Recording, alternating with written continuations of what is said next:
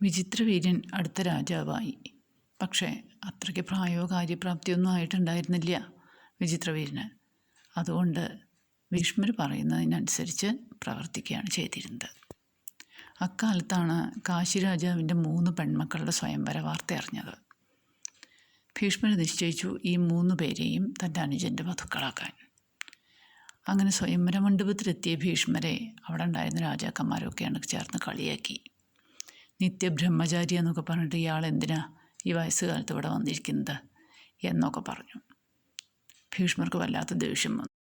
ഭീഷ്മർ ആ 3 പെൺകുട്ടികളെയും ബലമായി പിടിച്ച് തൻ്റെ രഥത്തിൽ കയറ്റി.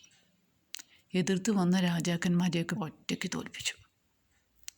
സാൽവൻ എന്ന രാജാവ് എന്തോ ഒരു പ്രത്യേക താല്പര്യമുള്ള പോലെ ഭീഷ്മരെ തടസ്സപ്പെടുത്താൻ നോക്കി. ഗംഭീരമായൊരു യുദ്ധം. പക്ഷേ ഭീഷ്മർ സാൽവനെയും പരാജയപ്പെടുത്തി. അങ്ങനെ ഭീഷ്മർ ഈ 3 പെൺകുട്ടികളെയും ഹസ്തിനപുരത്തേക്ക് കൊണ്ടുവന്നു. ഇവരുടെ വിചിത്രവീര്യനുമായിട്ടുള്ള കല്യാണത്തിൻ്റെ കാര്യം എല്ലാവരുമായിട്ട് കൂടിയാലോചന നടത്തുമായിരുന്നു. അപ്പോഴാണ് ഈ 3 പേരിൽ മൂത്തവളായിട്ടുള്ള അംബ തൻ്റെ ഒരാഗ്രഹം ഭീഷ്മരോട് പറഞ്ഞത്. എന്തായിരിക്കും അത്? ഭീഷ്മരുടെ ജീവിതത്തിൽ മറ്റൊരു പ്രധാന സംഭവം നടക്കാൻ പോകുന്നു.